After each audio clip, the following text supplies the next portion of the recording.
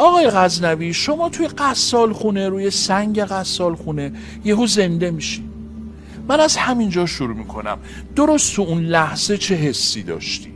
حالت چطوری بود؟ حالم والا چجوری بگم، حالم چجوری بگم، یه جوری بود من ریدم به خودم. چیز بیادری حرف زنده بود. بذار میخندی؟